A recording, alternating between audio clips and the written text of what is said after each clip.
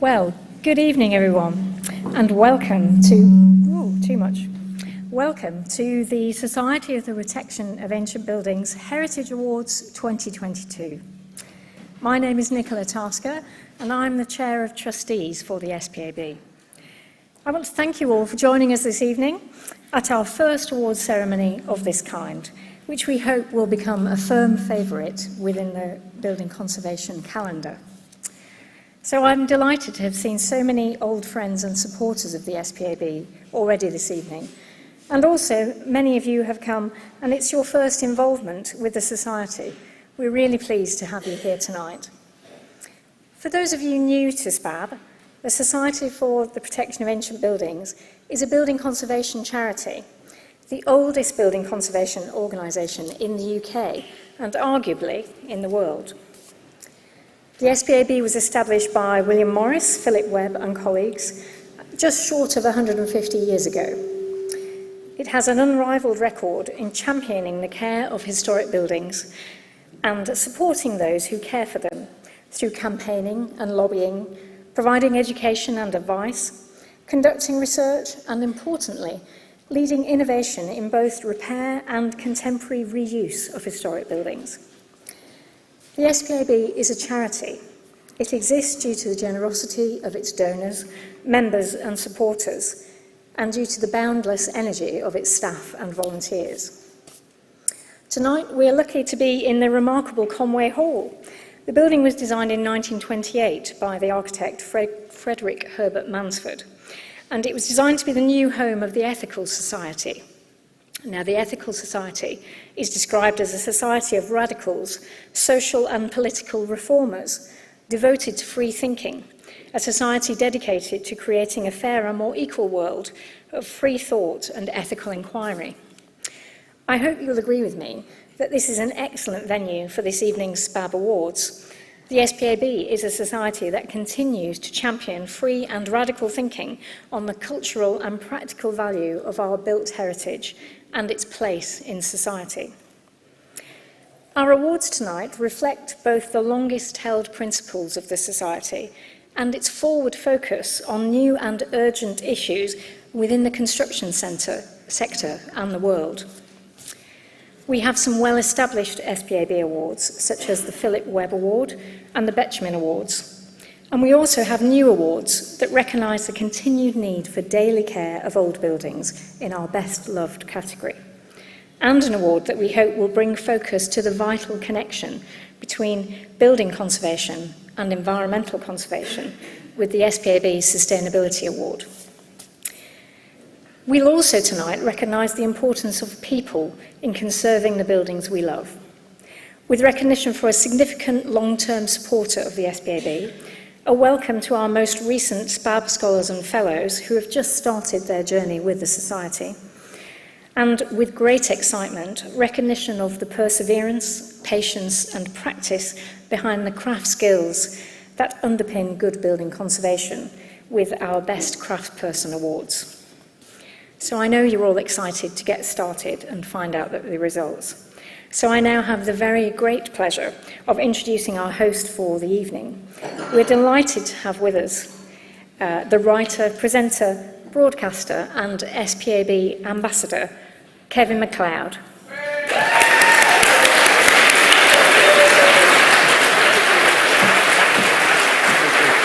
Thank you, Nicola. Hello. Hello. Hello, you ruling mob. Hello and welcome. It is a great privilege, great fun to be here. I'm very excited to be hosting this evening's award. I'm going to try and crack the whip, but that's a pointless thing to say, really, isn't it? Really? Given that I'm the world's biggest meanderer.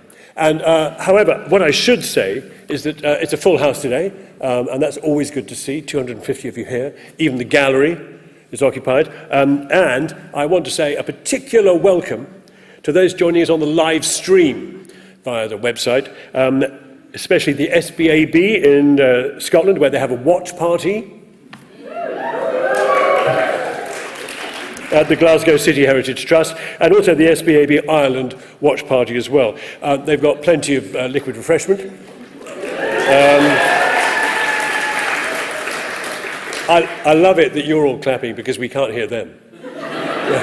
Yeah, we can't see them, we can't hear them, and I'm just told they're there. But hello. So all of you out there, and I hope you'll all be cheering on the Scottish and Irish entrants to the awards as well. Now, as I mentioned, it is a great honour and a privilege to be asked to host these awards this evening. As Nicola very kindly mentioned, I've been a member of the SPAB for over 40 years, and in that time I have strived to build and repair and maintain old buildings in the manner to which they are sadly rarely accustomed, but of course always befitting. And the thing I most enjoy, really, about the SPAB is its are the paradoxes, you know, the contradictions of it. It is a clamorous outsider with a formal governmental role at the same time. It is a champion of conservation approaches, which can seem both rigorous but also radical at the same time. It is an organisation proudly built on its casework, which spans 3 centuries, but which also looks to contemporary architecture for 21st century clarity of perspective. It is a venerable and academic institution in a way, but it's also so rooted in the pragmatic disciplines and traditional building trades. So plenty of apparent paradoxes and contradictions there. But you see, I would suggest that it was ever thus, really. I know we think of William Morris, the founding father of this organisation, as somehow the ball of energy from which flowed the conservation tradition of this country. He was the first to rail against the Industrial Revolution, the mechanical restoration of the past. Well, he wasn't quite, because Ruskin beat him to it a bit. But he was a romantic author. And I think this is a sort of something which gives us a clue as to his personality. He produced some really rather wonderfully titled works. I've got some of his fiction titles here. The House of the Wolfings, The Story of the Glittering Plain. These are such late 19th century titles, aren't they? My favourite is The Volsungs Saga, the story of the Volsungs and Nibelungs with certain songs from the Elder Edda. So he beat Wagner and Tolkien and Peter Jackson and Rowling to it, I think. Whereas his co-founder, his partner, Philip Webb, he was a shy, quiet man. There are hardly any extant images of Webb. He said, very typically in describing himself as an architect, that he was a good drains man. But he was an architect who also built Morris's home outside London. He also designed vast quantities of furniture and products for Morris's firm, Morris & Co. John Ruskin admired Webb, and he was delighted to recommend him as an architect who would give you perfectly sound and noble work for absolutely just price. And he was also a meticulous and careful recorder of old buildings and their repairs.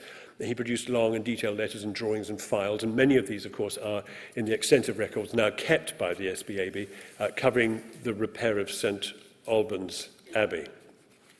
So, Philip Webb, after whom our first award is named. This award was first awarded by the SPAB in 1993.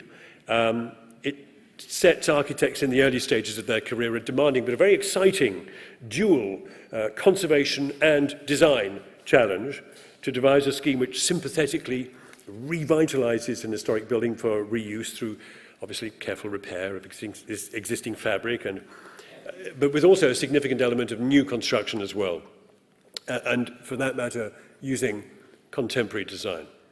It is a unique opportunity for those interested in sustainability, the reuse of old buildings, and in developing experience in conservation practice to engage with the SPAB approach and showcase their skills. So, representing the Philip Webb Award judging panel is Neil Pinder, who's going to take over at the lectern here. Neil is the Head of Product Design and Architecture at Graveney School in South London, and he is Honorary Professor at the Bartlett School, UCL. Ladies and gentlemen, Neil Pinder.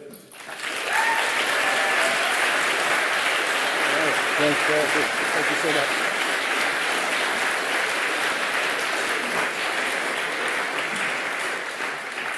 Thanks very much, everyone. And I must say, I'm overawed with this man. He's my hero, right? And when you meet your hero, you think, yes, I'm there.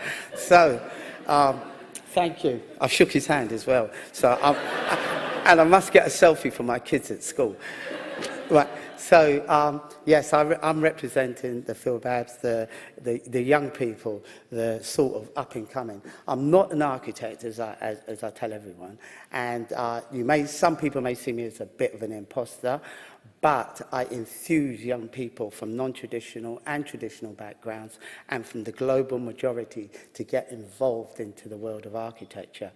I am so grateful for Elaine for actually inviting me onto the panel, which really opened my eyes into the historical sort of putting back together of historical buildings. And I see it as a way now of not only teaching young people about getting involved in modern architecture and sustainability, but also thinking about the past and looking at buildings so they can have a career pathway of getting back into the industry or giving back into the industry or giving back into society some historical value of buildings, don't matter where they come from or who they are. And as I keep using the word, the global majority, I'm really grateful for the panel who basically nurtured, helped me along the way. And we were talking about Scotland, we've got one of our guys down here from Scotland. We'll stand up and just take the applause.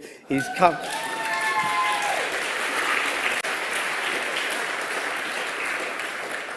It's a long way down from there.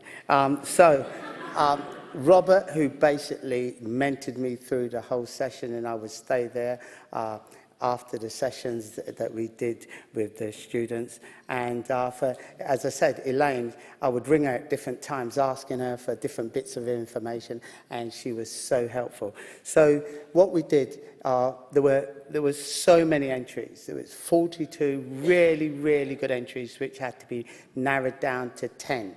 And then what we did is we looked at the 10 entries, we went through them. I mean, most kids, what they do is they look, when they're given a PowerPoint, the first thing they do is they look and see how many pages. And as a teacher, you look and see how many pages and you think, God, I've got to spend some time here, right? But the entries were so good, they were so engaging, and they were so enlightening to myself of what you can do and how you can refurbish and integrate and bring back from the past and put into the future.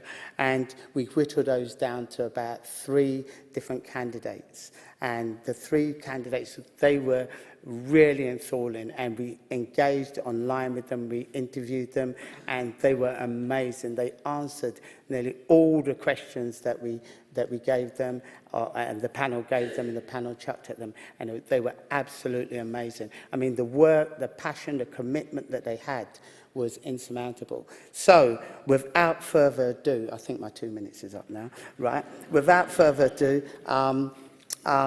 we're just going to have a quick view of the 3 different candidates.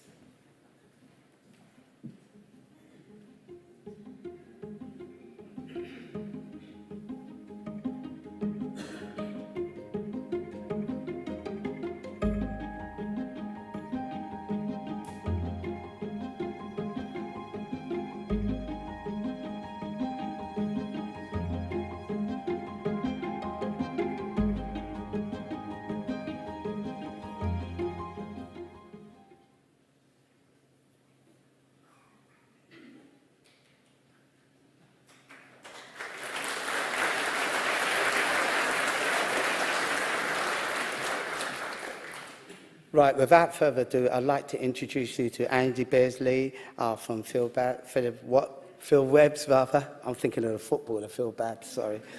Sponsored by Terra Measurements. Thank you.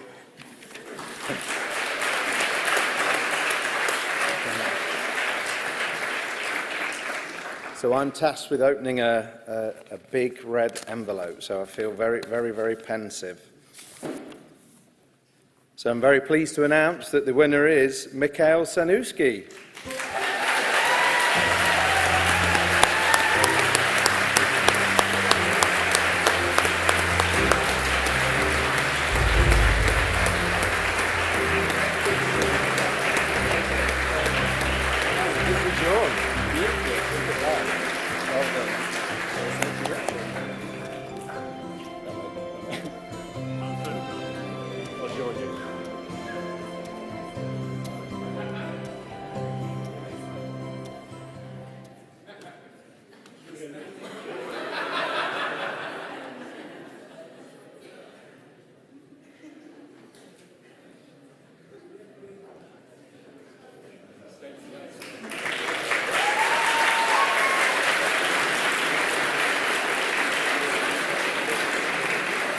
Oh, you want a photograph?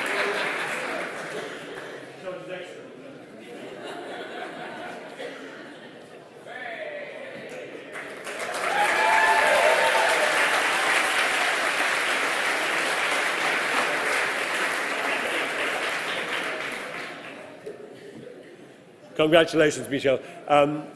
Sorry, that was the first time we've done any of that, so you'll understand it was sort of dress, technical rehearsal and live performance in one.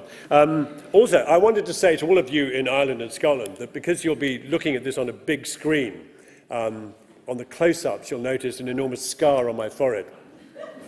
Now, I like a drink, but I can tell you that this was sustained in the course of battle yesterday in that terrible storm when I walked straight into an extended rafter on a building. It was, you know, I feel that, yeah, exactly. It's a badge of honour, a medal, and I wear it proudly tonight. Right now, I need my script,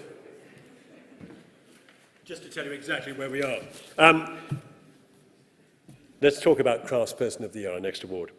This year sees the SPAB celebrate excellence in building conservation in a number of new ways, and I'm delighted to introduce the inaugural Craftsperson of the Year award. Now, this award honours craft skills, whether that's exemplified by somebody working in traditional forms of construction, such as bricklayers, conservation builders, glaziers, or in those kind of more arcane, unusual, kind of peripheral areas, sign writing, wallpaper printing, clock making.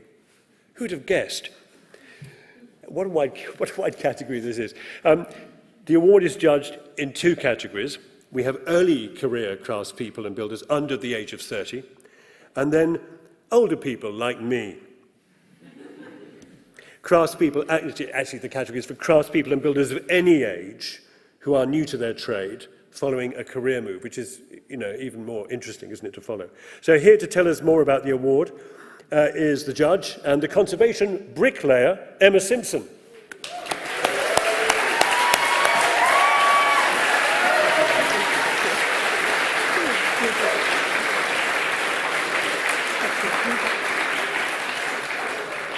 Thank you very much. I'm immensely proud, along with the other judges, to be involved in this. It's incredible. The Craftsperson of the Year award has been set up to recognise and celebrate excellent new craftspeople in our traditional building sector. Our panel of judges, there were 4 of us, were looking for a range of qualities along with a love of historic buildings. Amongst others, the things we were looking for were obviously technical excellence, a passion for the craft, and enthusiasm for passing on skills and sharing knowledge in the craft community. I think I'm right in saying that it was one of the hardest things we've ever had to do. I think all of us would agree with that. It was incredible. What a shortlist. It was just very, very, very difficult. And one thing I would like to say is to anybody who's not picking up a trophy this evening, I hope you're immensely proud of yourself for getting on the shortlist. You were all magnificent, so well done. So, the shortlist, the shortlist for the under 30s is here.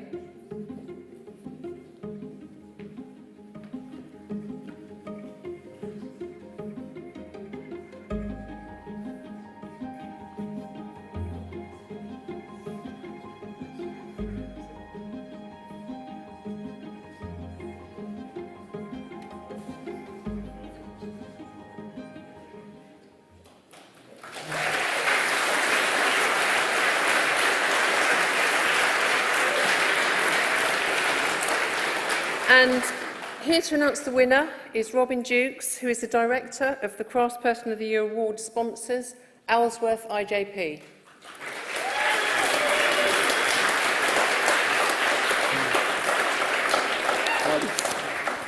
Drum roll, please. So I'm delighted to announce that the winner of the Craftsperson of the Year in the under 30s category is Ronnie Douglas.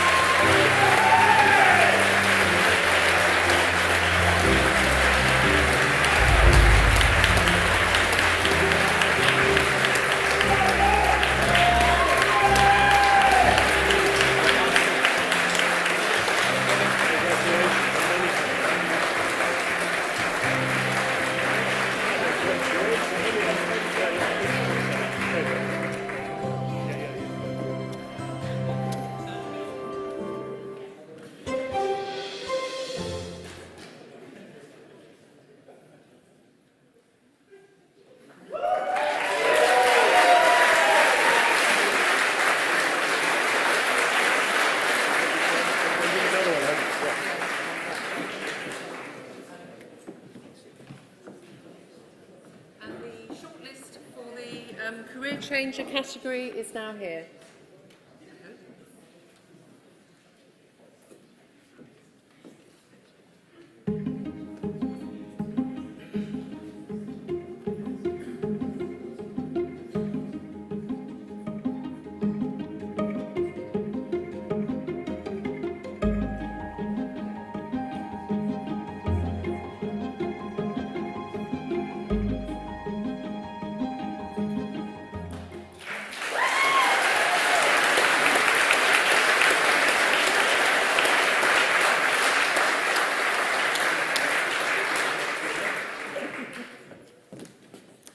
Right, once again.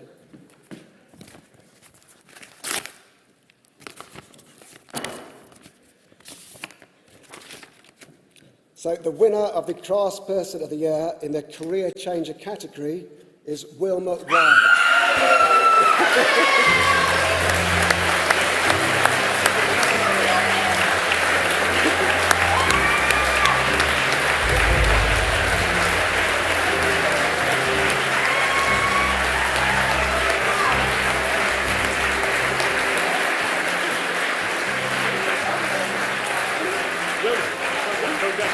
What did you do before this? No! Right, don't have a photograph. Another one.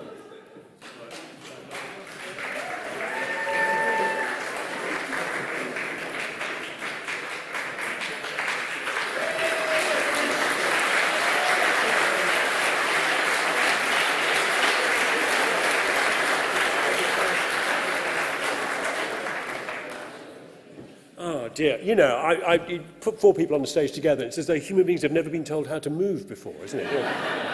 Like watching a little game of a magician, you know, with the ball. Under which cup is it? Where's the winner? Where's the winner? Is that? No, is it go in the middle or go in the end? Or in the middle? Anyway, script. Congratulations to Wilma and to Ronnie too. I had to ask Wilma just then, when she came, I said, what did you do before? Do you know what she did? She was a prison officer.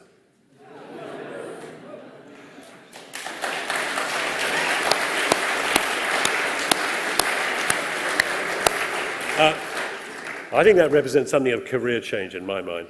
Well done.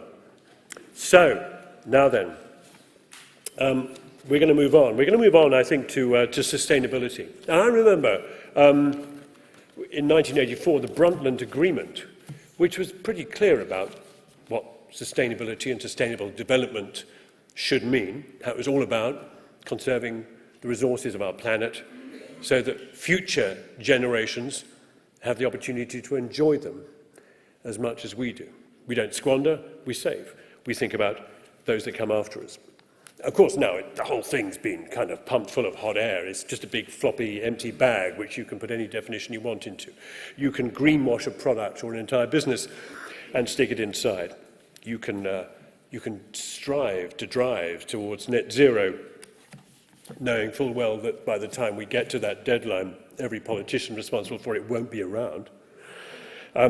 Anyway, when it comes to buildings, that's the pointy end of what sustainability means. Buildings absorb vast quantities of materials and resource. They consume vast quantities of energy in use. And it is the job of those people that design them, engineer them, and put them up to figure out how we reduce that collective environmental and resource impact.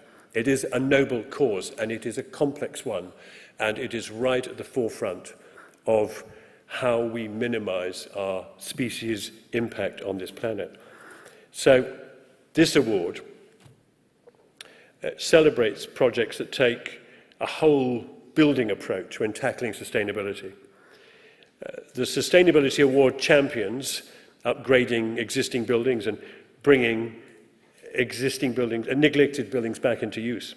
The award recognises the inherent sustainability in building reuse, and it spotlights activities that the SPAB feels deserve greater recognition as well. Old buildings, of course, don't just have a future, they have an important role in pointing the rest of our built environment as to where its future should lie. And the SPAB Sustainable Heritage Award celebrates projects that reflect this. And here to say a little bit more about those awards is the Head of Sustainability at English Heritage, Ruth Knight, ladies and gentlemen.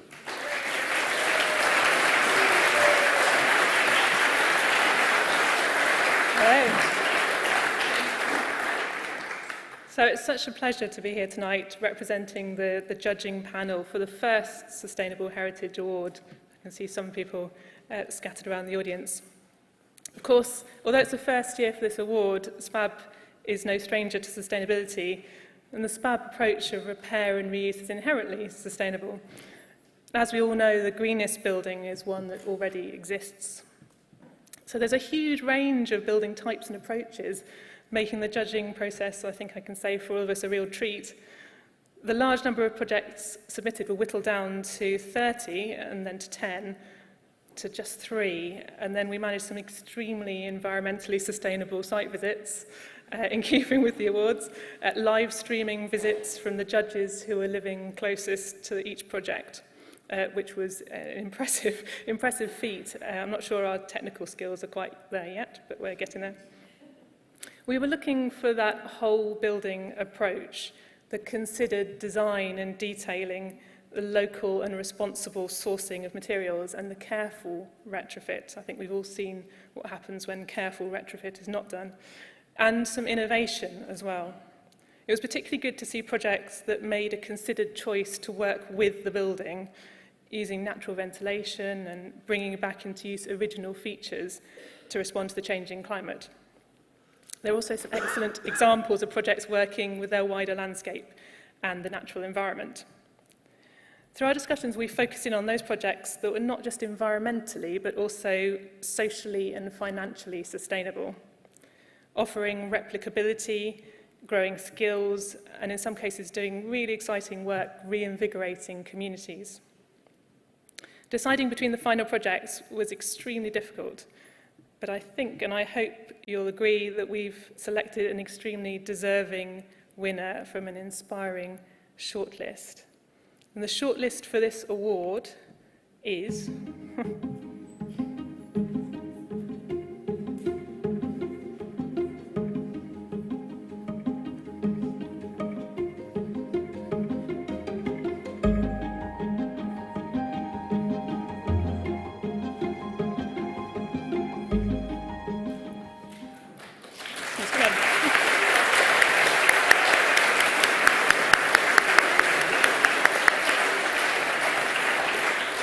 we need some more whooping like we had for the last one. Come on.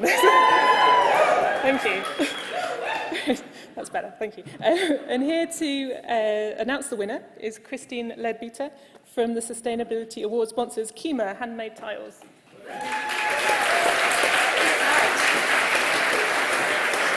It's very exciting. Let's try and get this right. Ooh, can't even get it out of the envelope. Okay. Oh, exciting. Right, so the winner is Blackball Close Dunbar.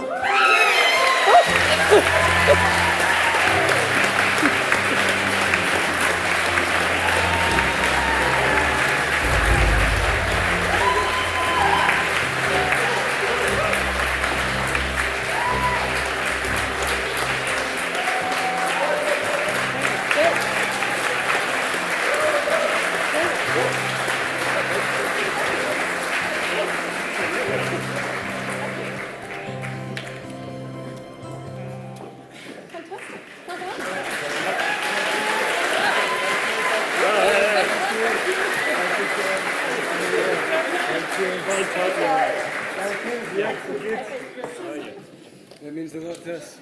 Good. Yeah. How are we going to do the photo? Okay, put the kilt in the middle.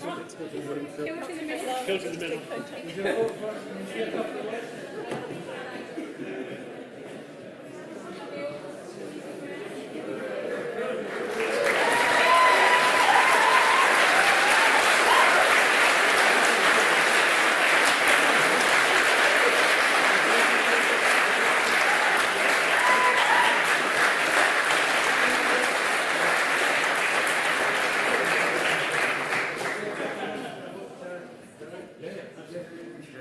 Oh, you're going to have, okay. Yeah. So, thank you, guys. We're from the Ridge in Dunbar. We're fundamentally a charity, a training charity that train up young apprentices. We have 11 apprentices now, and we have used this building. We only started when we were building this particular building. We had 4 trainees, we had 2 trades. And 1 drawing. And 1 drawing. And from that, we've managed to demonstrate that it's possible to bring training and education within communities and use heritage and restore heritage within the built environment to help young people and older people to learn skills and retrain and help rebuild our heritage. So it's a great honour to be here tonight. Thank you. Thank you.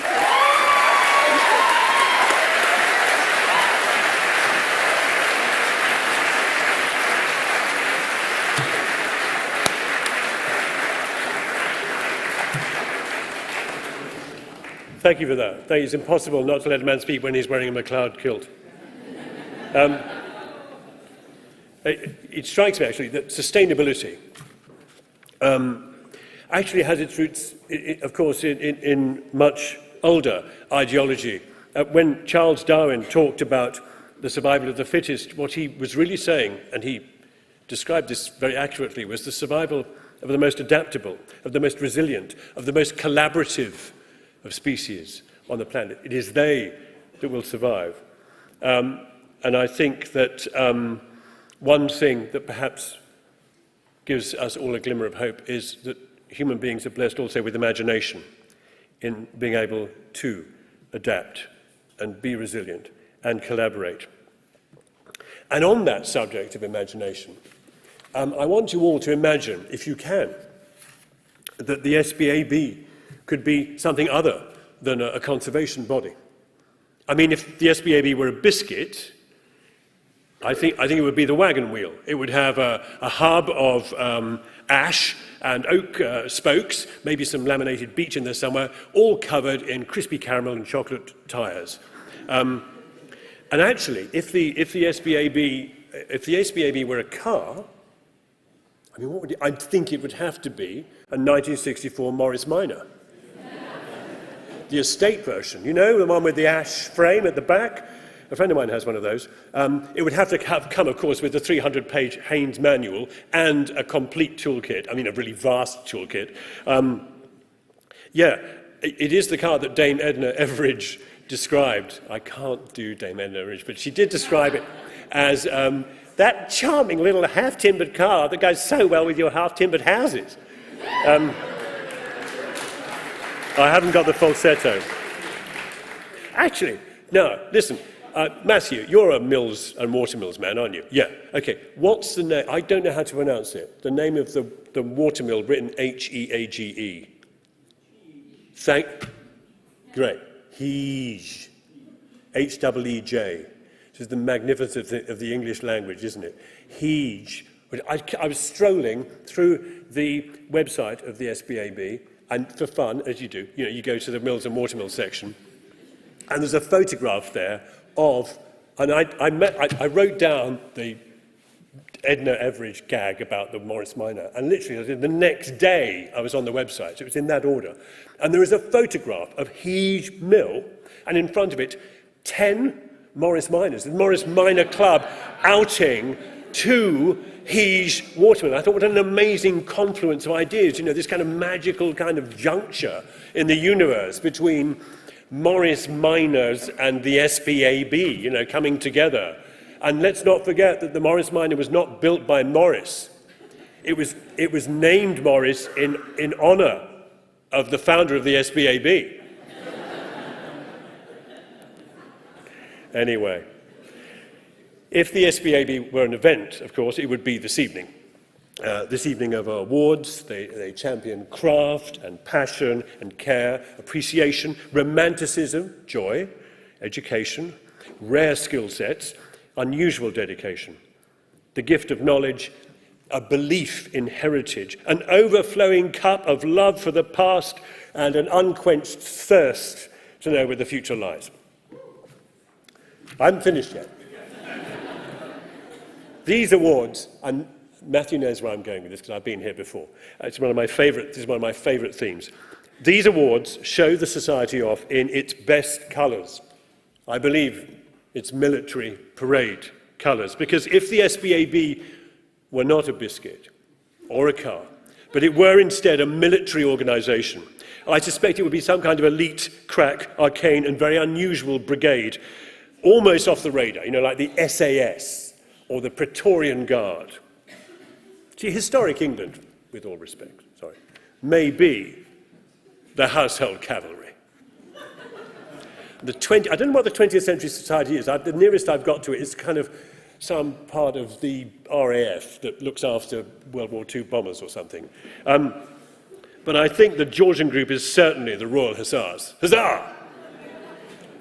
But the SPAB is a small, powerful, agile and expert crack phalanx, the 300. You must think of yourselves all as conservation warriors. So warriors, go forth, fill your glasses, grab a snack, and we'll see you after the short break.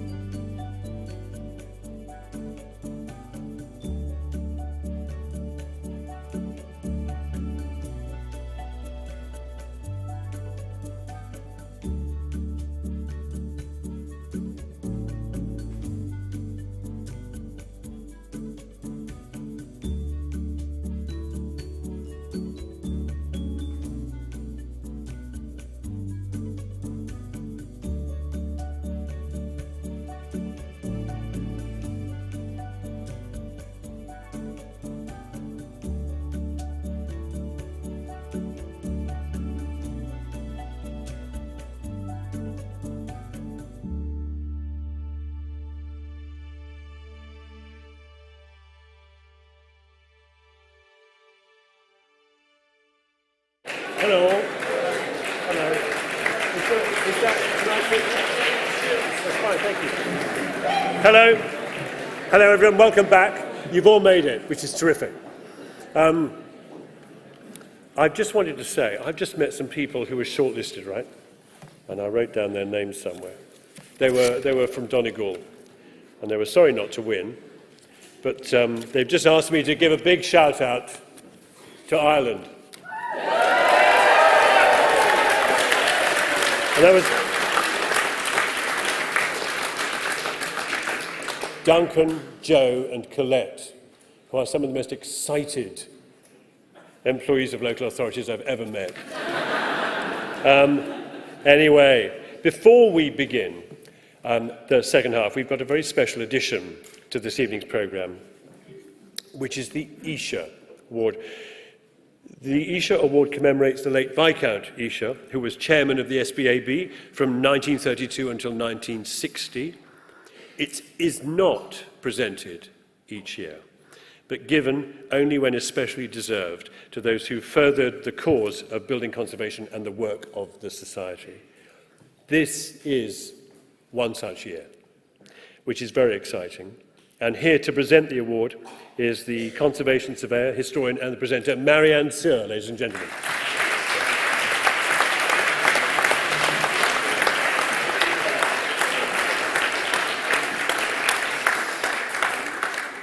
Thank you, Kevin. Well, I'm delighted to present this award on behalf of the SPAB to Rory Young. Now, a lot of you will know Rory, some of you may not, so I want to say a few words about him before I present the award. Rory often describes me as his biggest fan. I am a massive fan. Rory is my David Bowie, my Bruce Springsteen of the conservation world. But I'm not sure if Rory realises just how many fans he actually has out there. Cheer if you're a fan of Rory Young.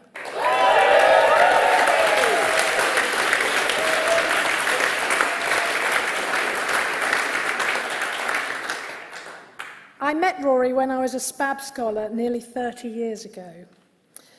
I, along with my fellow SPABers, Jeff and Alan, were invited to help with a little bit of lime washing on Rory's parents' cottage in Wales.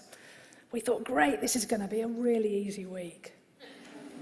But when we got there, it turned out to be an enormous, great 3-storey house, and we had 5 days to get on 5 coats of lime wash. We worked from dawn till dusk. Rory is a slave driver. It was like training for the Karate Kid, with specific brush strokes exacted by Rory, up, down, side to side, round and round at the end. And I still have the muscle memory of how we did that work, and the biceps. After lime washing each day, we had to scrub all the gutters down. We had to clean and sweep all the scaffold.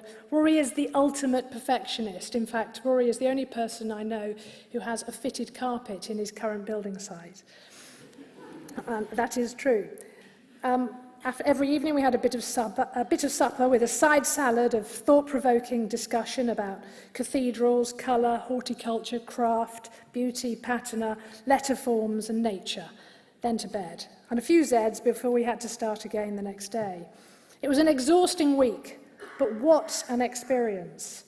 I was buzzing with all the new information that I'd taken on board, and my view of the world around me had changed forever.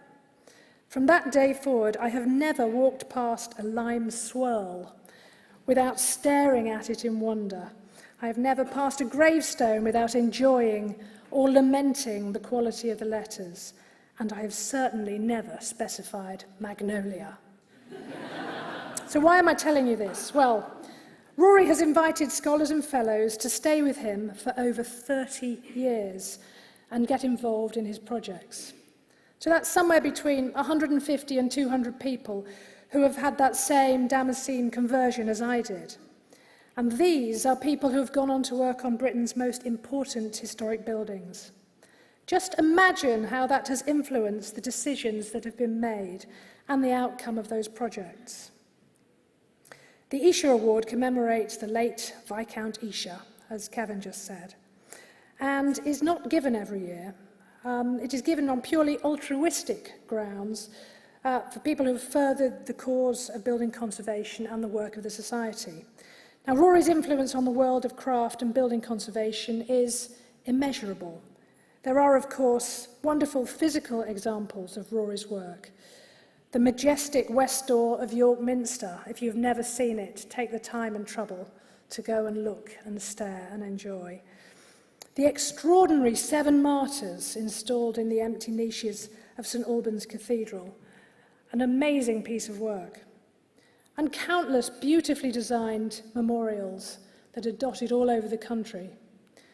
Rory was also a key figure in the Lyme revival and has worked on the scaffold spreading the gospel of Lyme for over 40 years, brightening our streetscapes with splashes of glorious lime-wash colour and encouraging others to do the same. But it seems to me that Rory's legacy will be in the extraordinary generosity of time spent teaching others. Through his contagious enthusiasm and persuasive argument, his influence is far-reaching and will no doubt be passed down through generations. Anyone who has had the privilege of spending time in Rory's company will understand just how special he is. To meet Rory is to remember him forever. He is indeed a deserving winner of the Isha Award.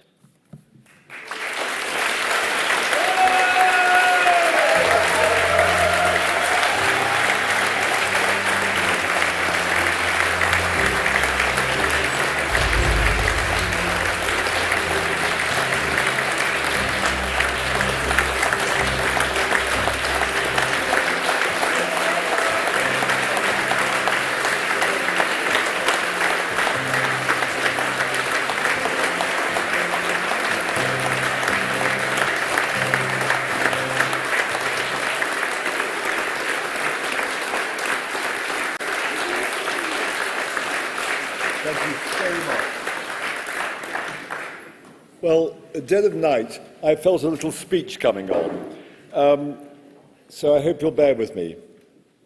And this is really addressed to the fellows and to the scholars of this year and ongoing fellows and scholars. But it's to all of you, but most of you know these arguments, the strains and stresses of working on old buildings. I was utterly taken aback. In fact, I wept when I read and reread Matthew Slocum's invitation to receive the Isha Award. I'm profoundly honoured and touched, and very, very touched by your speech just now, Marianne. It was the last thing I had expected, having always had a complex about being a SPAB member errant. In fact, that was the title of a lecture I gave at the AGM in 2000 at Eltham Palace. I'm almost a spabateur at times, my needle often wavering on the SPAB moral compass. Whilst believing in the maxim, do as little as possible as well as possible, I've been accused of doing a bit too much to a building for some SPAB sensibilities. Fair enough. We have erred and strayed like lost sheep, and there is no health in us, as the old prayer book says. SPAB is a bit like a church, wouldn't you say? And its flock of the faithful. William Morris's manifesto reminds one of those tough epistles from St. Paul the Apostle, don't you think? Exercising tactfulness, discretion, and humility at all times is so difficult, as is achieving the ideal balance between doing enough to help an old building to sail on and doing too much, which could deflect its course through the forthcoming decades.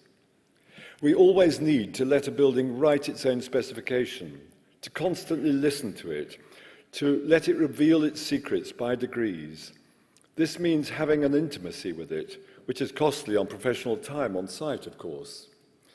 It sounds melodramatic to say that more than just respect for old fabric, it is reverence and awe for old work that is needed.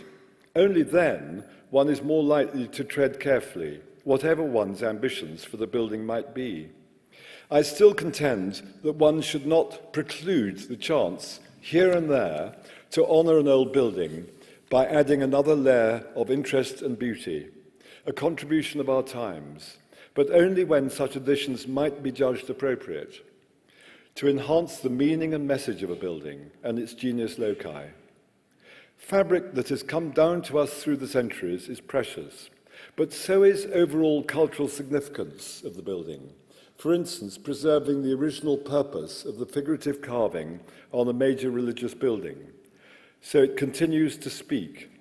In this way, we are quickening the building.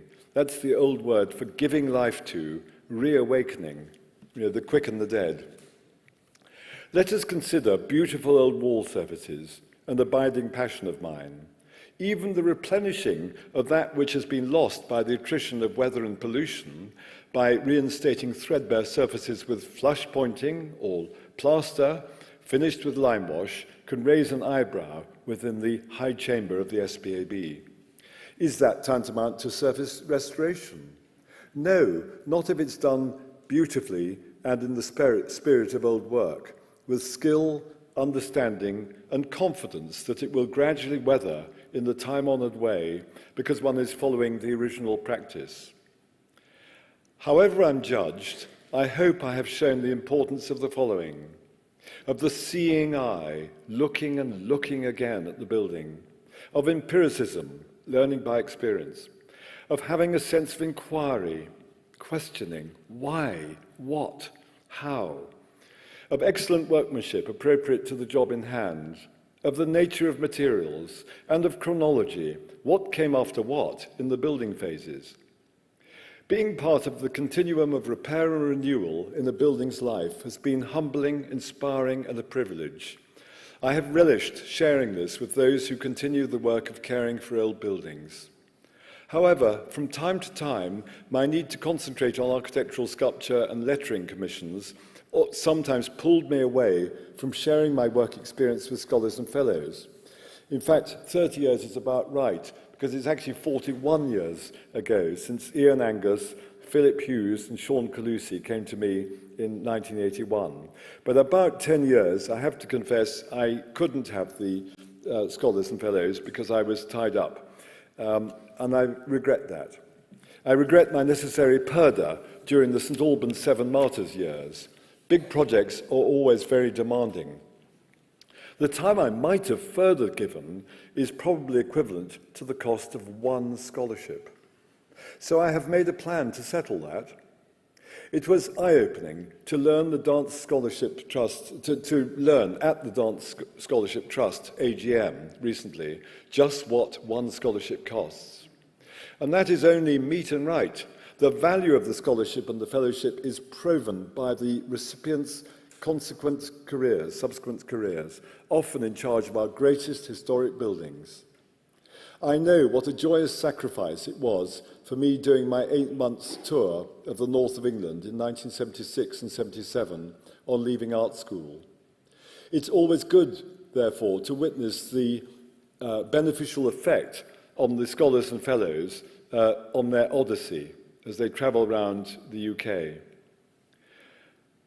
More than one scholar has said to me that if their house was burning down, they would grab their scholarship notebooks above all else. Thank you for bearing with me.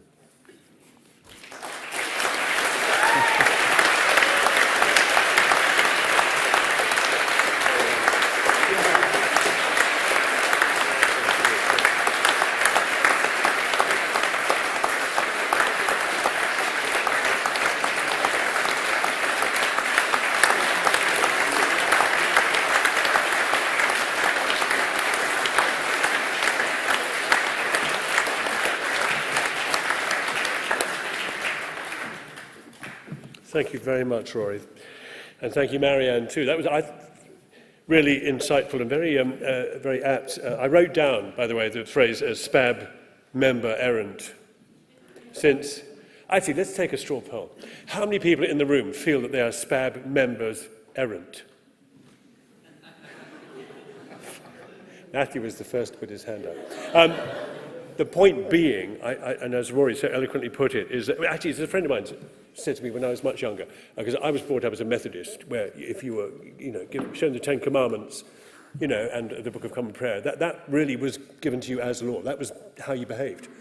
And I asked my friend, who was a Catholic, how he managed, given the heavy weight of Catholic law and the liturgy. And he said, well, the thing is about you. He said, you treat this as some kind of God-given canon that if you fail to adhere to, you fail. He said, the thing about Catholicism is it's sort of more of an expression of hope. And I sort of clung to that idea ever since. But as a Methodist errand. But Rory, thank you so much, because I think it provides succor and comfort for all of us who are, in one way or another, at the coalface or just fluffing around as I do. Some expression of hope that we're heading in the right direction. Really poignant, and thank you very much. Now, we are going. One thing I should have said, of course, is that we didn't have enough time to rehearse this, but I was hoping that the SPAB male voice choir would could have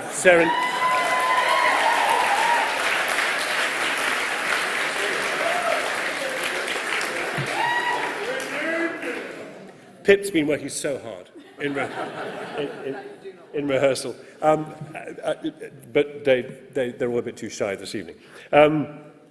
They are, of course, if you hadn't worked it out, they are the SPAB Scholars and Fellows.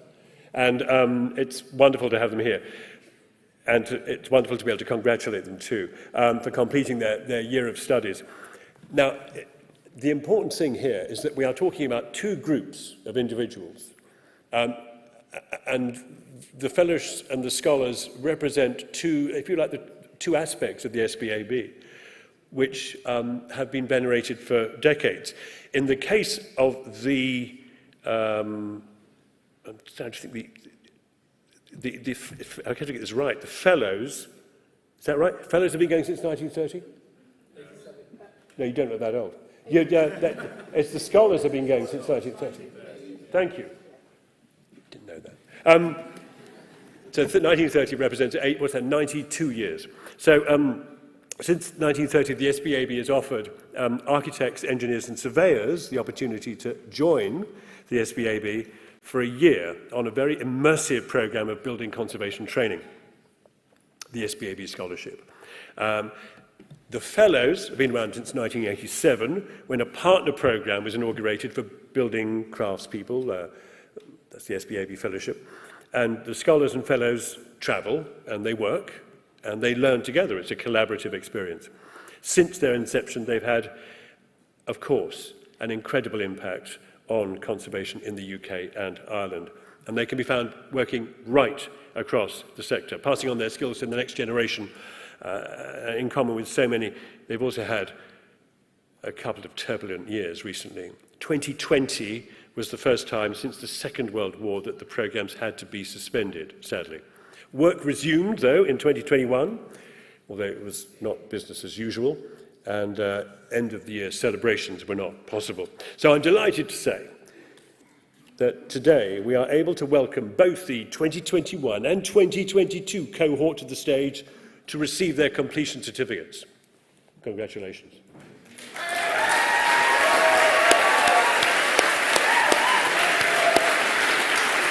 So,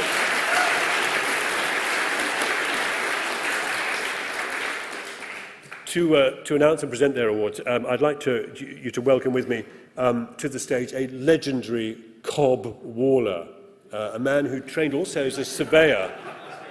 And because he trained as a surveyor, his cob walls are straight as a die and true as a plum. He is an SPAB fellow, a clay waller, a cruck framer, and a real stick in the mud. Ladies and gentlemen, Mr. Alex Gibbons.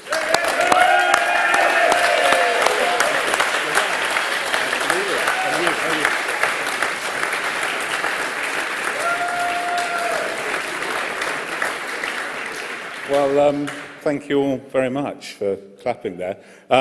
This was supposed to be Lord Cormac speaking to you this evening, but he's in the kind of annual tradition, or as it used to be, called back to Parliament on urgent business. Just in this case, slightly earlier than usual. So how I was decided I was the logical replacement for him, I'm not quite sure. But it really is genuinely a real privilege to be able to introduce you all to the fellows over the last 2 years. I did the fellowship programme in 2014, as it's been introduced. I'm a mud builder. I'm not sure about any of the other things other than stick in the mud. That was correct. I have continued as the Fellows Mentor and been part of the Education Committee since, but the programme just changed my life entirely, and I'm so proud to be able to give back to that every year since I've done it. It's such a profound experience. It totally, as I'm sure you'll all agree, totally turns your life upside down, not just from kind of honing your craft skill in whichever particular area you're in, of which all these people were all absolutely sensational craftspeople before they arrived with us, but really helping you to define your own approach towards the repair of old buildings. And so I hope that you've all taken that from the last year, last couple of years, and we really appreciate your contribution to the SPAB, and hopefully you'll remain involved. So thank you all very much for choosing to do it and giving that year of your life to the programme. So thank you. I also have to thank several other people. Despite Pip saying to me just before coming on, "Oh, do you mind doing it?" Yes, fine. Said, "You do only have 3 minutes." Right, okay, so I'll try and wind it in. We'll also thank the hosts.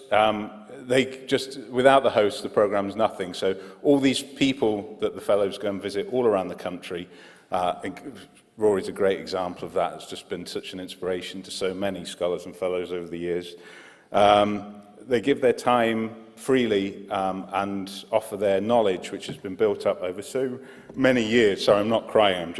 But after my second pint, I had to stop because I was doing this. It is emotional. The host just gives so much to the programme, and this combined knowledge which they offer to all the fellows is incredible when you think how long that's taken to build up those skills, that they offer it freely. So thank you to all the hosts.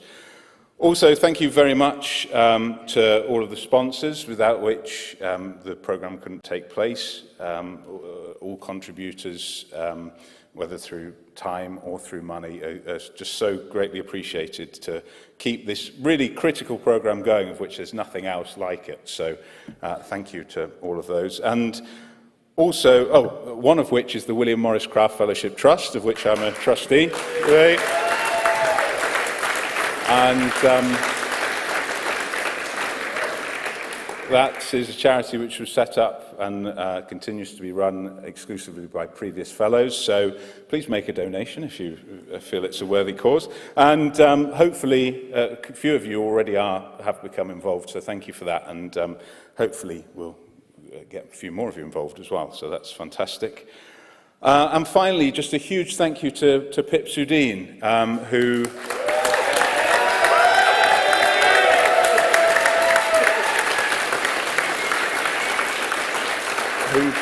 just goes so far above and beyond the remit of her job, it's not even possible to describe. And that's not only with the current fellows, but with all of us previous fellows as well, including me, who she called this morning and said, you do remember it's today, didn't you? You are still coming.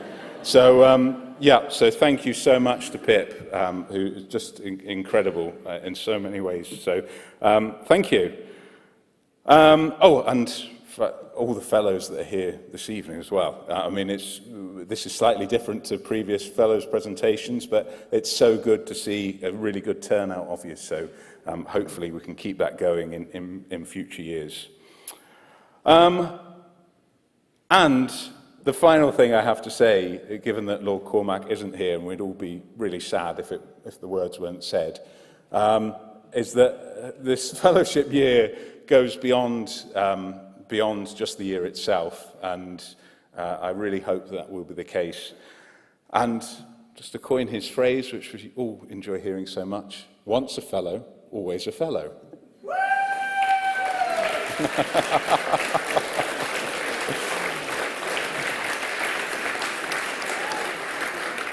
So, without any further rambling on, Pip's going to give you your certificates, and I will shake your hand, and hopefully that means something.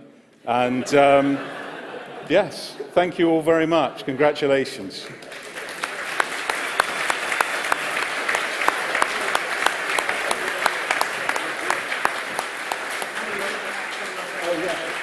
Sorry, I'm to read them out as it happens. So, unfortunately, Oliver Beetson couldn't be with us this evening. But so, first of all, we'll have Tom Skinner.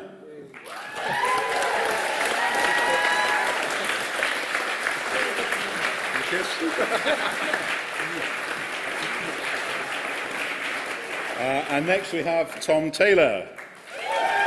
Congratulations.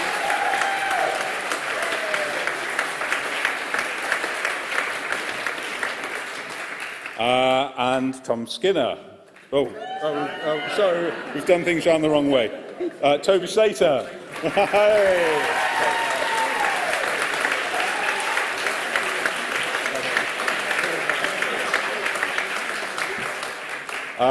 And who we got now? Owen, this year's fellow, thank you.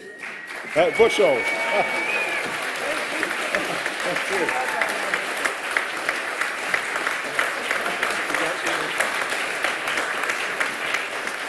David McFerrin.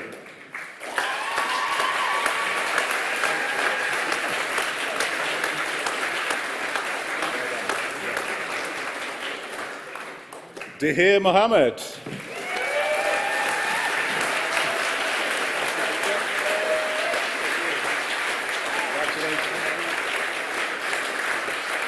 And finally, Steve Hogarth.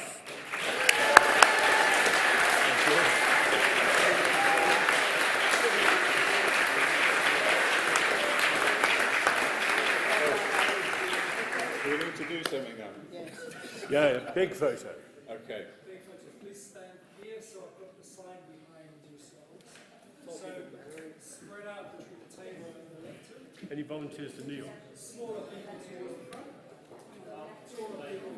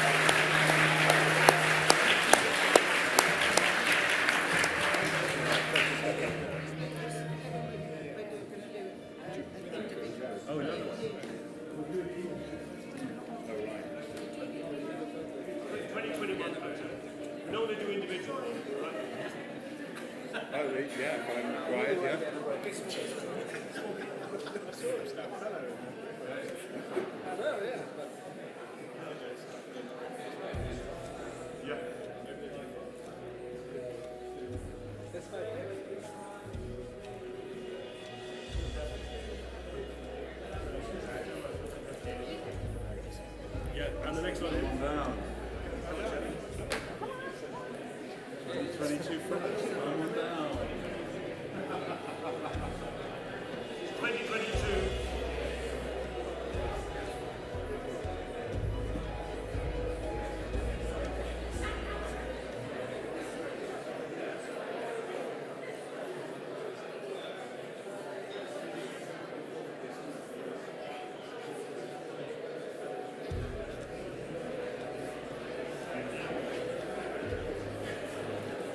Congratulations, everyone. And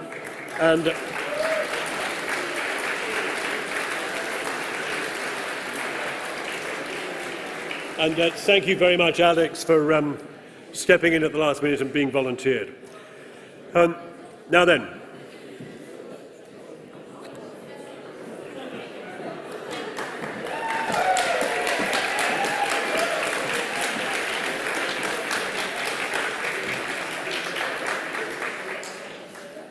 Scholars, yeah? Fantastic. And here to introduce the 21 and 22 scholars is Richard Jordan. I've got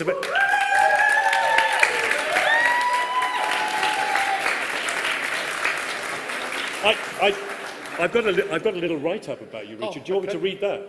Do you want to read that? Yeah, I'll read that. Yeah. It's flattering. Richard is a conservation roofer and fellow from 1999, whose passion for training is demonstrated in his day-to-day work, as well as his annual hosting of visits by the scholars and fellows for hands-on roofing, slate splitting, specification writing, and discussion of modern building standards. Is that fair? If you say so. Yeah, no, I say so. It's now written in stone. Welcome, Richard Jordan.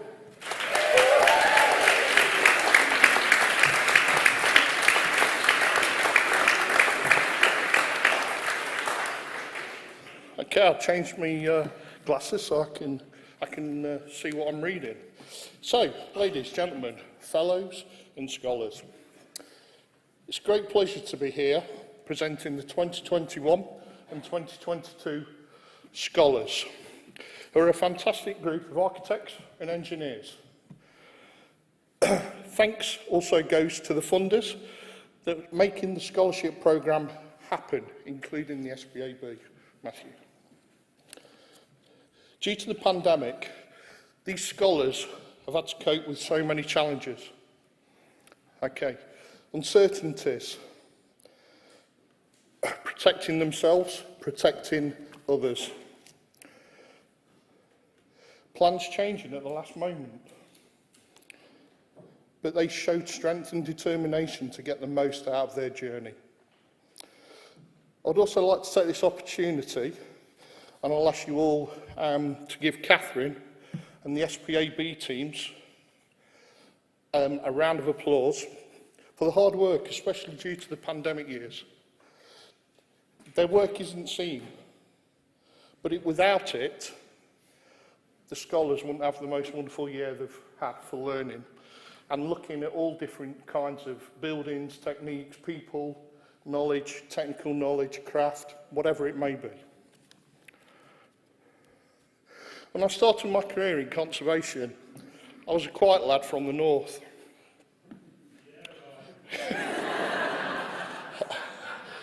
Okay. Working alongside my father, taking my work for granted and hardly speaking to anyone. What changed? The SPAB. The SPAB changed me. Okay. The fellowship team that at that time was headed by Rachel, who is here somewhere. I've had, to thank her for a lot. Philip at the time was at the helm, and they allowed me to go out there and learn from the best through the hosts that were awe-inspiring. But that year allowed me to meet some scholars, just like these 7 that are sat here now. I learnt so much from the scholars, from a technical point of view, that actually I was coming from the craft side. So we would pick a subject, maybe lime for instance, and they would come at it from a technical and standards point of view. And people who know me, that's not really the way I roll. But listening to them and us approaching it from different ways meant that we could cross-pollinate and how we need to look at the future. We're doing it well now, but we need to be better. Okay, so we are doing well. We need to improve, And by sharing knowledge and information through communication and giving the fellows and scholars more time together, allowing this cross-pollination, I think is a must. This year we had the scholars and the fellows together. Hell of a week.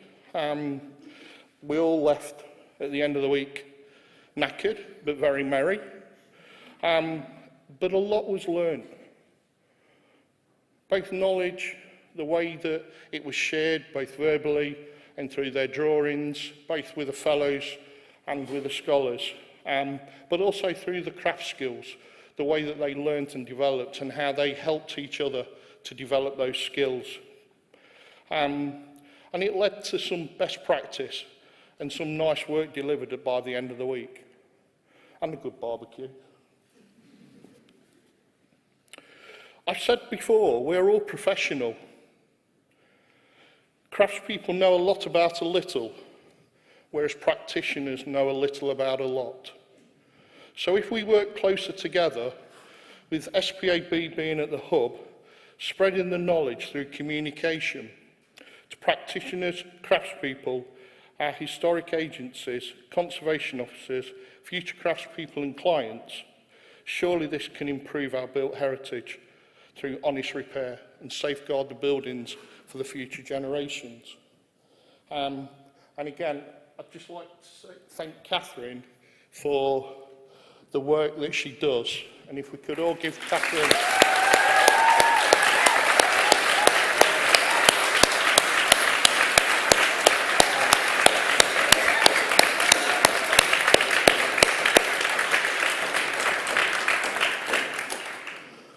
I think we ought to give SPAB staff and the funders also a round of applause for the work that they do.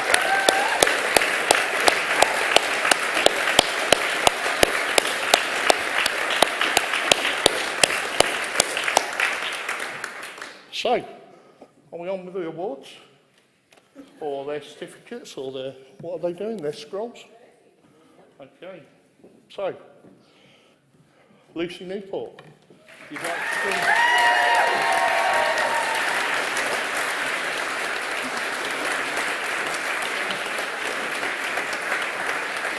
Amy Redmond. Well done.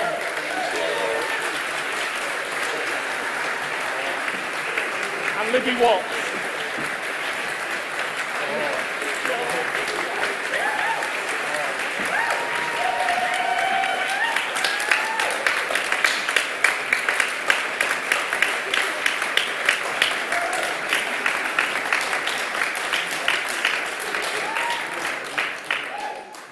'21 scholars.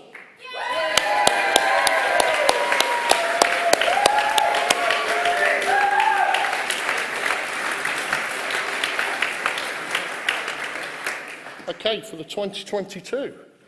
Okay, so Serena Gader. Thank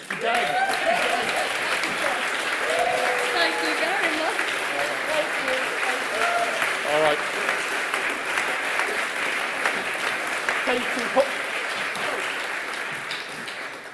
Katie Hood.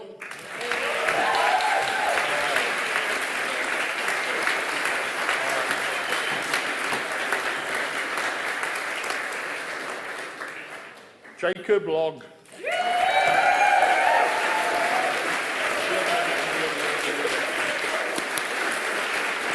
All right, fella, you take care.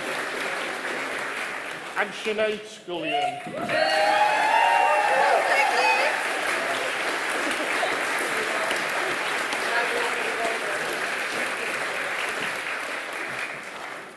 All right.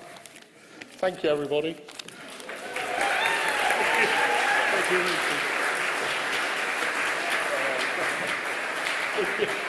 And then we do the photograph. So we had a dress rehearsal with the fellows, so we should be able to get this right. Shall I do at the back? Just like to point out, I was talking to Jacob just said, you noticed that we had the SPAB male voice choir beforehand and the scholars, and actually the girls choir. And Jacob is a countertenor, he says. It's a passing comment. 2021. And 2010. I covered myself by saying 2021.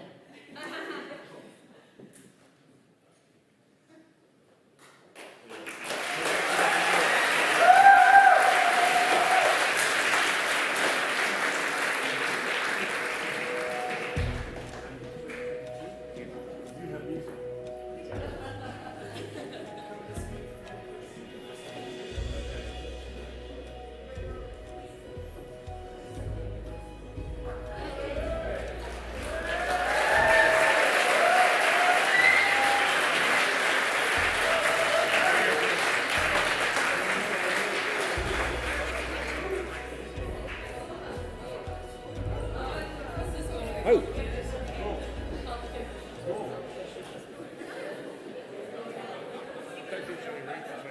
Oh, I see. This is a... Oh, we're doing selfies now. That's what we're doing.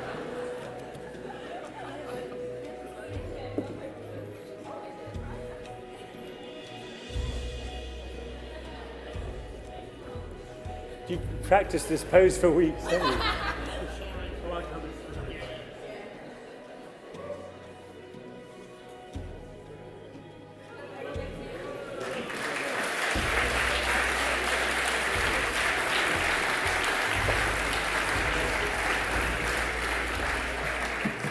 Oh, the thrill of it all. I mean, it's kind of, you know, so exciting.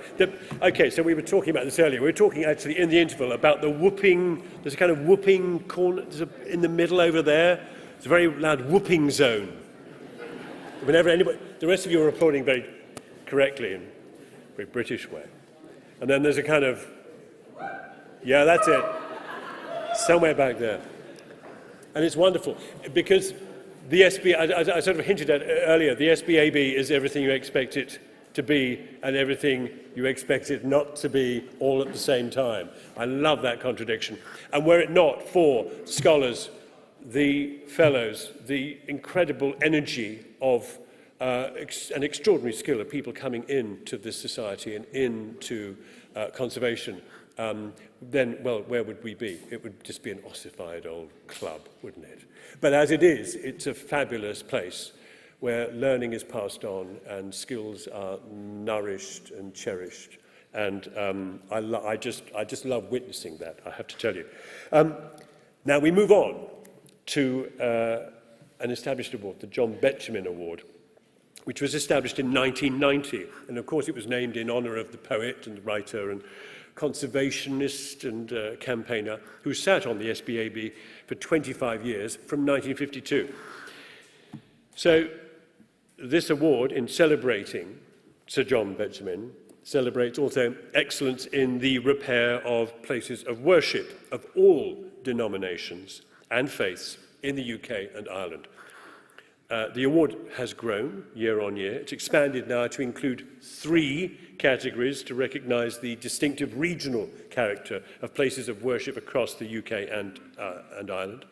And here to represent the judging panel is the director, well, should we call her perhaps the friendliest, chief friend of friendless churches, Rachel Morley, ladies and gentlemen.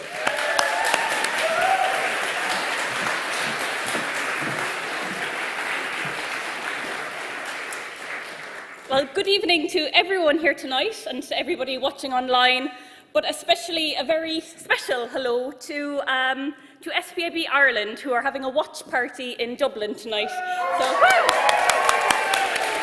So SPAB Ireland, you are a force of nature and keep doing what you're doing. So this is just the second year of the Betjeman Award in Ireland, but it's been so exciting to get a bird's eye view, as it were, of the exemplary work and projects that are carried out all across the island of Ireland.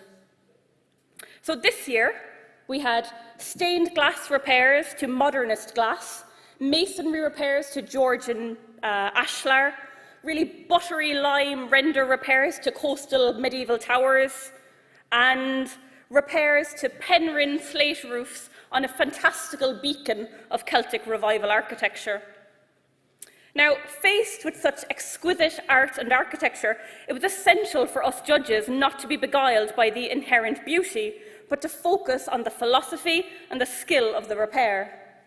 And that was the task that my fellow judges, Colm Murray and Jamie McNamara, and I had. Well, all of us were so struck by the standard of work carried out by all the entrants, showing the high levels of skill, care and understanding that Ireland's craftspeople have to offer. But more than this year, we were so impressed by the levels of research that were undertaken and how local communities were engaged in their projects. So, we only had a few entries this year. We had 4, and we have a short list of just 2, so it'll be a short slideshow, but here is the short list.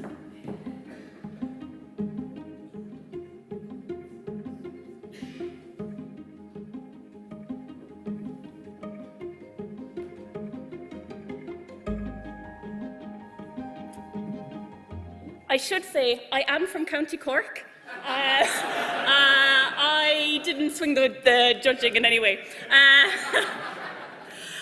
But here to present the winner is the SPAB Director, Matthew Slocum.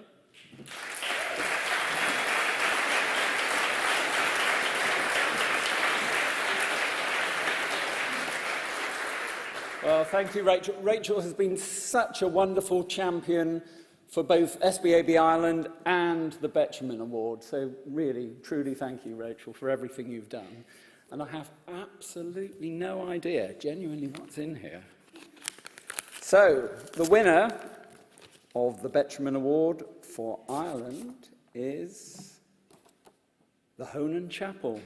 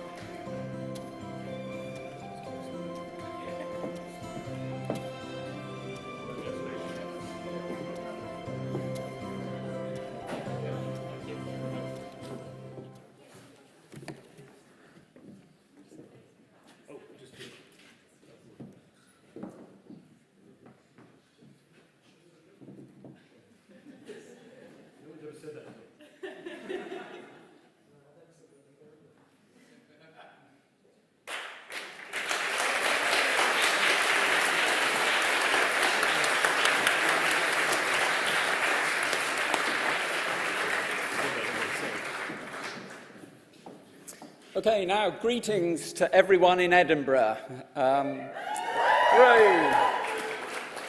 And it's my very great pleasure to introduce Tyler Lott-Johnston, our SPAB Scotland Chair, who will announce the winner of the Betjeman Award for Scotland. Tyler.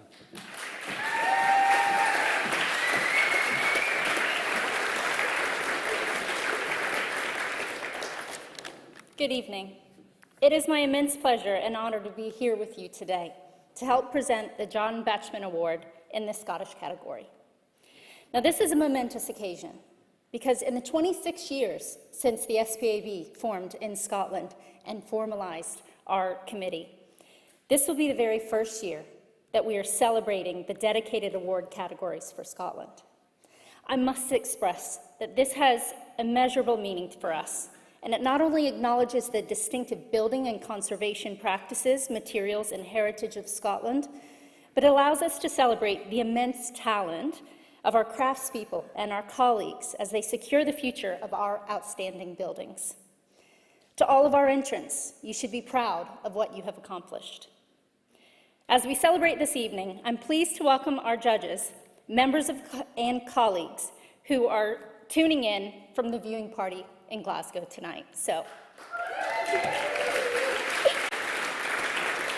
now, we all know that award-winning building conservation takes incredible skill. And this year, we had 7 fantastic entrants for the John Betjeman Award. Our judging panel, which comprised of Sarah Crofts, Jocelyn Cunliffe, and John Sanders, had their work cut out for them. And I would like to extend our appreciation to them for everything that they have done. by pure coincidence, this year's entrance brought our judges to the sunny west of Scotland, including the beautiful island of Bute. Needless to say, I think selecting the winner was likely the most difficult part of the judging panel. Now, this award is indeed about the buildings and the people who can serve them. So while I was not on the judging panel, and I cannot speak to the individual entrants, it is with immense gratitude and without further ado that I would like you to see the Scottish shortlist for the John Benjamin Award.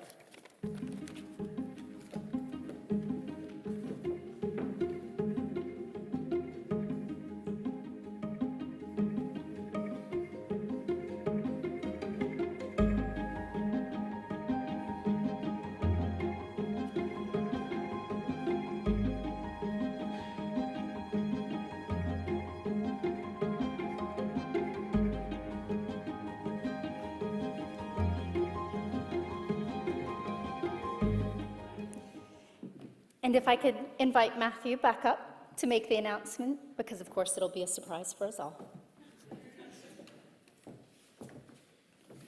Thank you very much, Tyler. Well, let's see who it is. And so, the winner for the John Betjeman Award Scotland is Carntine Parish Church, Glasgow.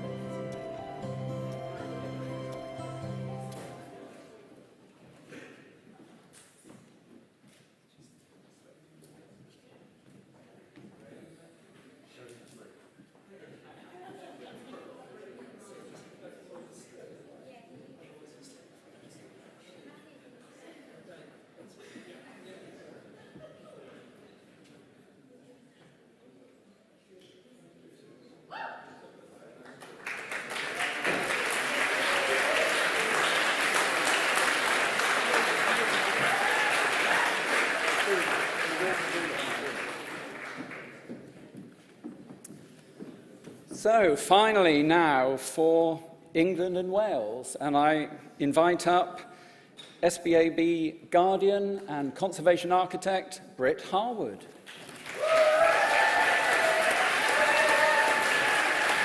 Thanks, guys. Okay, there were 18 entries for the John Betjeman Award 2022 for England and Wales, and the shortlist of 4 couldn't have been more geographically diverse. Our trip began in the southeast, just south of Lewes in East Sussex, at St Peter's Church in Rodmell, in an impossibly picturesque setting to see the careful repairs Blythe and Company have undertaken to the bells and the bell frame. We then headed right across to the southwest to St Peter's Church in Knowstone in Devon to see their fascinating discovery of 3 distinct and aesthetically diverse phases of wall painting, a rood stair and the remnants of a rood screen that had been uncovered during plaster repairs. We then headed up to the northwestern tip of Wales to St Sibby's Church in Holyhead, which lies within Roman fortifications in an incredibly challenging and exposed site overlooking the ferry port, where the work by Jamie Moore and Lee Bilson at Reclesia involved a varied palette of carefully considered masonry repair and consolidation and cleaning techniques, to the porch and the south aisle, and around a fantastic William Morris stained glass window, well worth a visit if you're waiting for the Dublin ferry. And the final leg of our journey took us right across the north to St Mary's Church in Beverley in East Yorkshire to see the masonry repairs and the incredibly beautiful carved hood stops by Matthias Garn's stonemasonry workshop in York. All 4 projects well deserved their place in the shortlist. And as always, it was a privilege for Kirsty Robbins and I to have the opportunity to see such a variety of sensitive and carefully considered repairs and to meet the dedicated and highly skilled individuals involved in bringing those projects to fruition. So I'm going to, hand over to Matthew.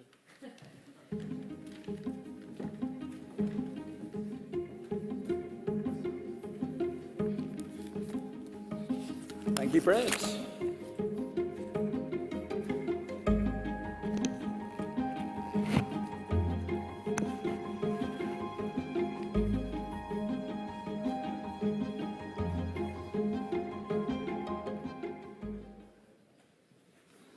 Well, I almost had a look too early, but the winner for England and Wales of the John Betjeman Award is St Peter's Church, Knowstone, Devon.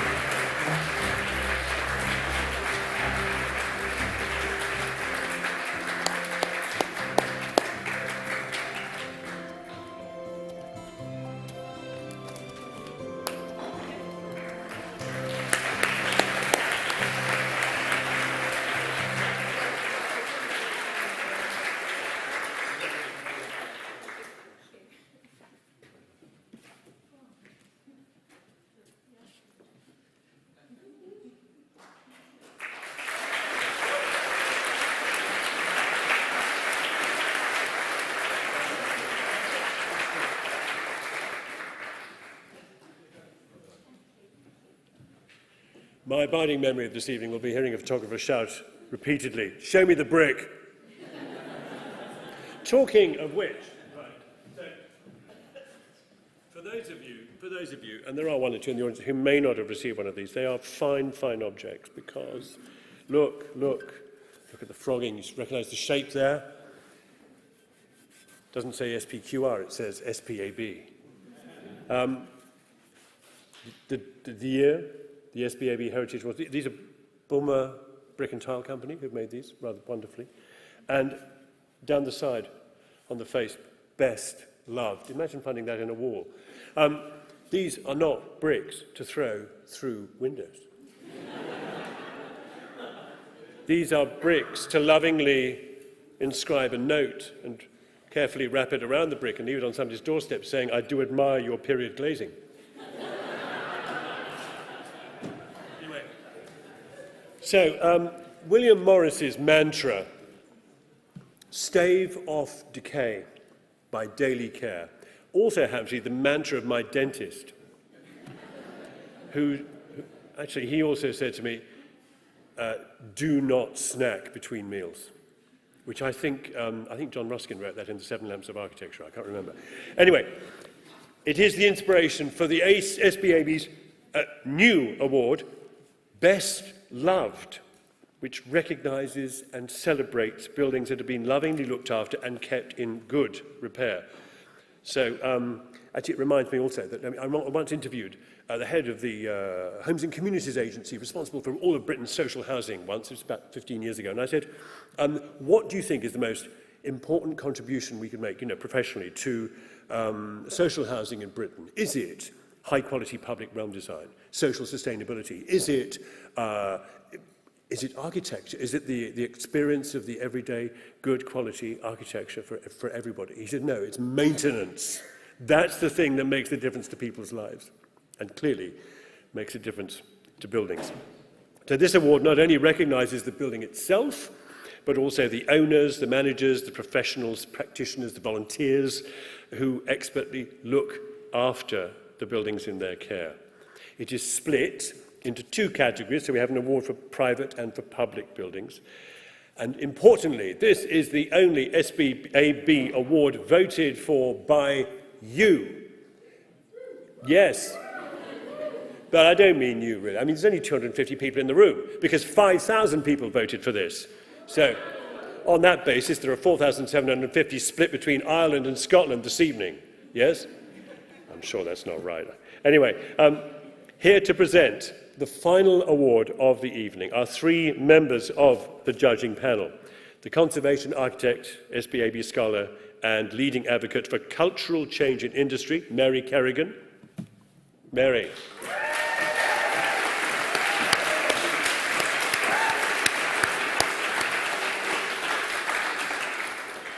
the architecture critic and the chief executive of Open City, Phineas Harper.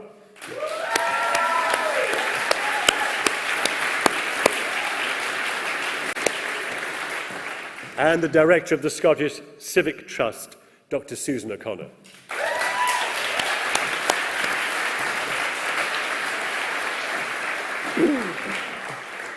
Thank you, Kevin.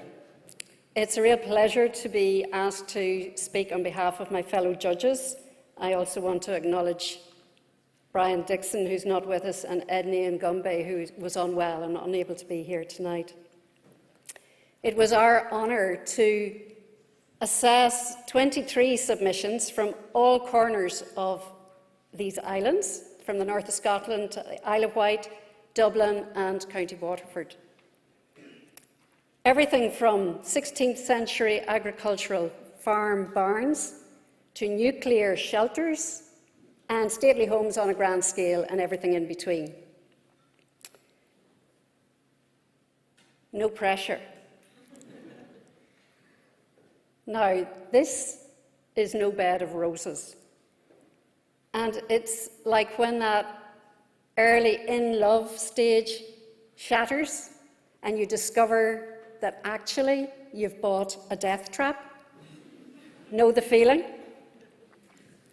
The Best Loved Award shortlist is all the more remarkable because so many of our old buildings aren't loved at all.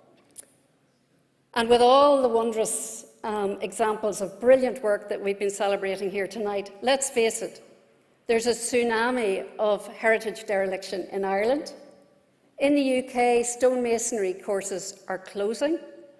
Children are not learning to use their hands and don't discover their aptitude for craft skills. And some of our heritage craft skills are in danger of extinction in some places. Hear, hear.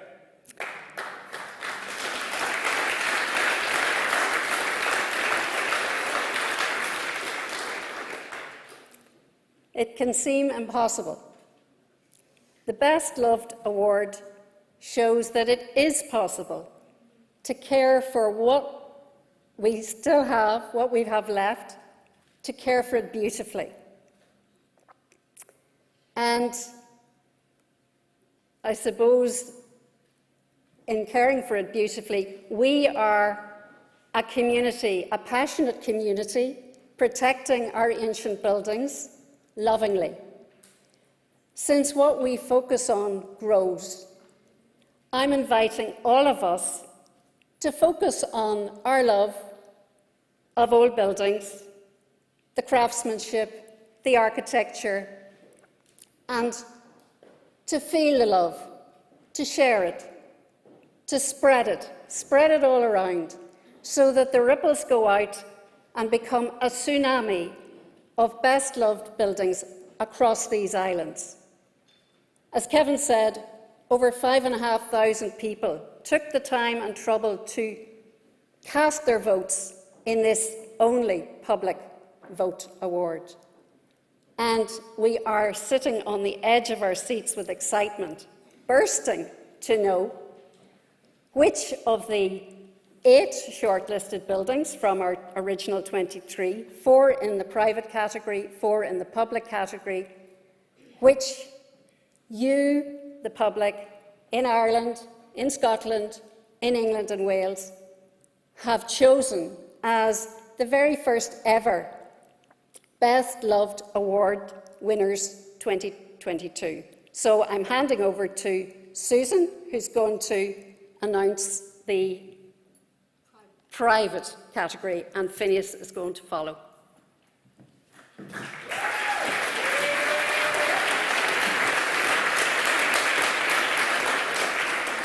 First of all, being from Scotland, hi to the GCHT watch party.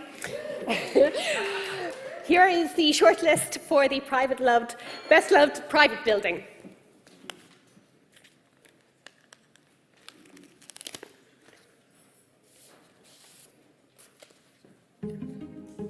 Oh, public building. Oh. One or the other.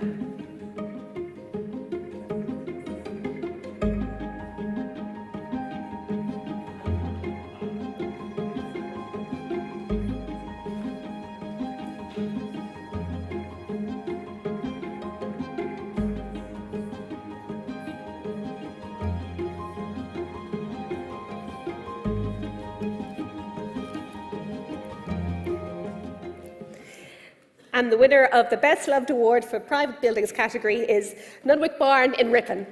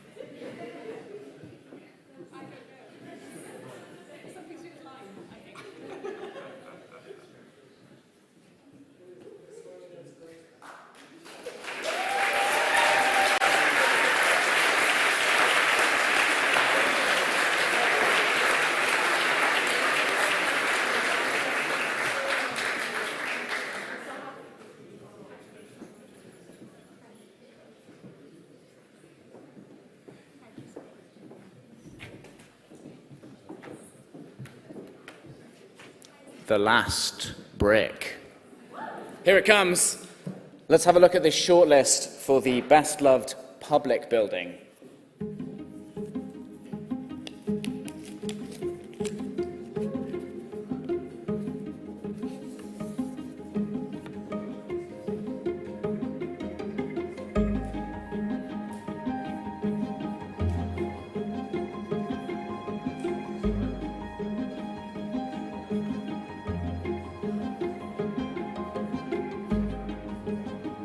Who's your money on?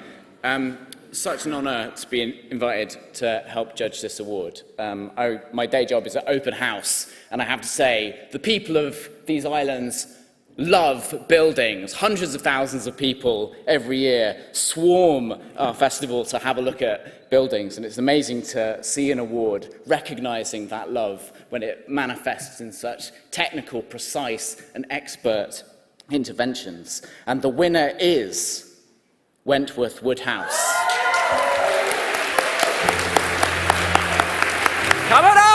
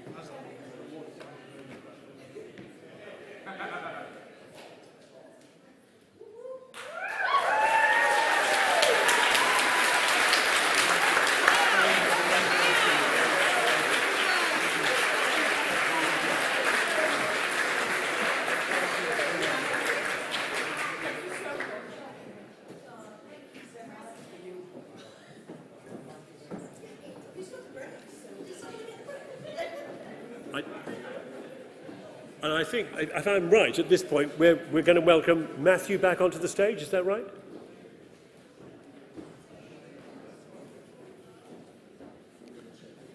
I mean, I'll just fannel.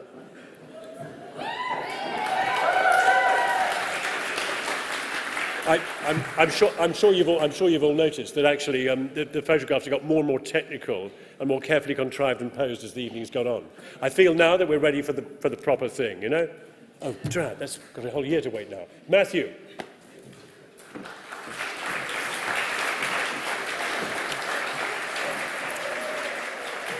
Well, now as we come to the close, some well-deserved thanks all round. And first of all, to you for making it such a wonderful evening. Hey.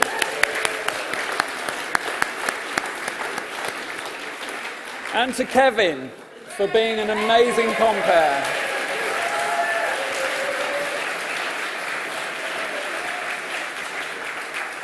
And from the SPAB, thanks to all our excellent judges and congratulations to all you winners this evening. But tonight's event certainly wouldn't have been possible without the heroic efforts of many SPAB staff behind the scenes. And particular appreciation and thanks goes to Kate Streeter, Elaine Byrne and Felicity Martin, who have been working on this evening for a very long time. Kate, stand up.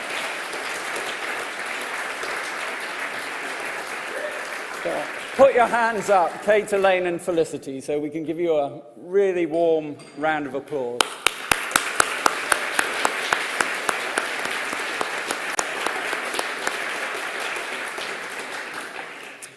Most of all, though, it's the incredible support of our sponsors that has made this evening possible. And we're really delighted to be collaborating with firms that make such an important contribution to the conservation of old buildings through their daily work. So special thanks, therefore, go to Terra Measurement, to Kima Tiles, and to Owlsworth IJP.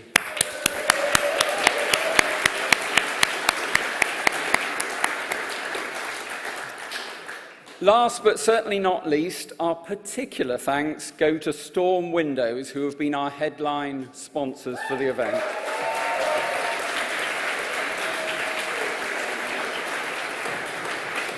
So I'd now like to invite Mitchell Rees, Director of Storm, to say a few words about their business.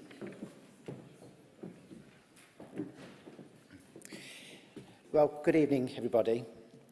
I hope you've enjoyed tonight's award ceremony as much as we have.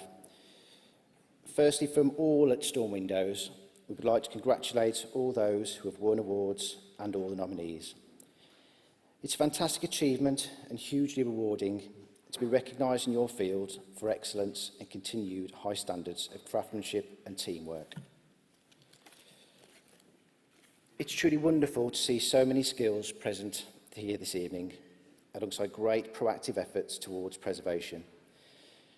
The historic building and restoration sector really has a bright future with the evidence of the awards presented here this evening. The specialised training courses which SPAB offer not only provide the chance for the advancement of skills, but provide encouragement for the discovery of niche trades, allowing them to grow and flourish into the future. As a supporter of SPAB, Storm has had a wonderful relationship over the last 20 years, having received their encouragement and guidance at all times throughout our progression, from installing our secondary glazing system at their headquarters in Spittal Square many years ago to standing here today. When the opportunity arose for us to return the favour, it was without hesitation that we jumped at the chance to be headline sponsors for this event and help spread the word about SPAB and all the fantastic things they do for the historic sector. SPAB offers support to the preservation of historic buildings by both providing the training courses for the apprentices of specialist skills and giving advice to the dedicated custodians of our nation's heritage properties, allowing people from both ends of the spectrum to put their expertise into practice. We're incredibly fortunate to have this charitable organisation offering courses, advice and research. And it's our collective duty to ensure that they receive the necessary support to enable their work to continue. Thank you to the fellow sponsors here this evening, Terra Measurement, Kima Tiles and Owlsworth for their continued support. I would like to end by simply saying thank you to SPAB and all the team involved. Not only for this evening's awards, but their ongoing efforts to ensure that old buildings are understood, cared for and appreciated today and protected for the future generations. Thank you.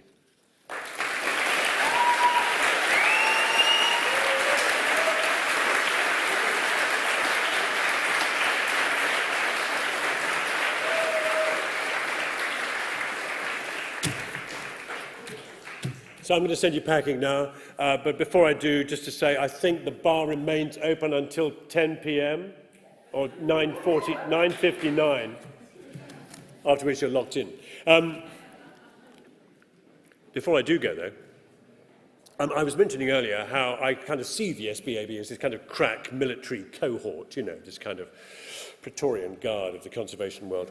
And, of course, for decades, I think, like many of us in this room, have stood upon the shores of our spiritual homeland, Spabia, which is actually, it's incidentally still an EU member, so, you know, I keep badgering Matthew for my passport, it hasn't come yet.